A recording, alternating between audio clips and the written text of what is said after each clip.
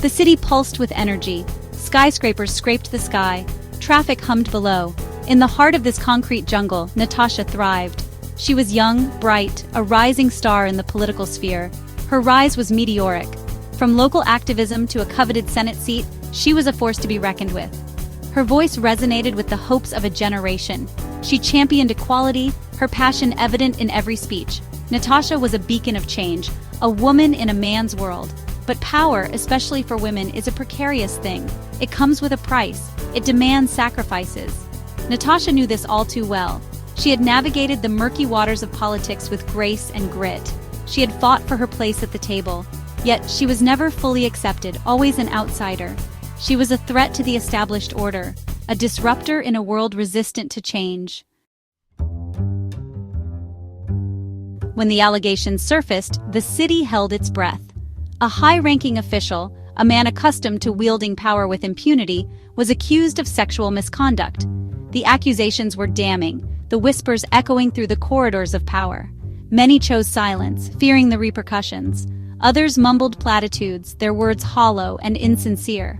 Natasha, however, would not be silenced. She stood on the Senate floor, her voice trembling with controlled anger. She spoke of power dynamics, of the insidious nature of abuse.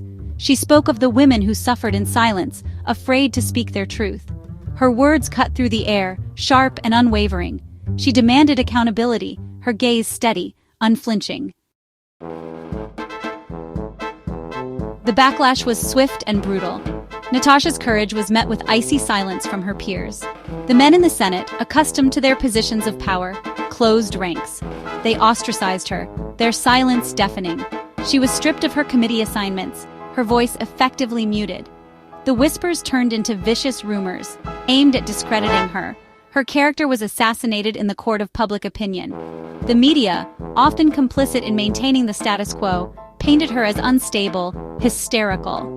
The price for speaking truth to power was steep, a lonely path paved with betrayals. The men she had considered allies turned their backs. The women, bound by fear and loyalty, remained silent. But outside the hallowed halls of the Senate, something was shifting. Natasha's courage, her unwavering pursuit of justice, resonated with the people. What began as a whisper of support grew into a roar. On the streets below, a movement was brewing. Women, tired of being silenced, found their voice. They marched in solidarity with Natasha, demanding change. The city, once apathetic, was now a battleground. On one side, the old guard clinging to power, threatened by the winds of change. On the other, a groundswell of ordinary citizens, their voices amplified by social media, demanding accountability.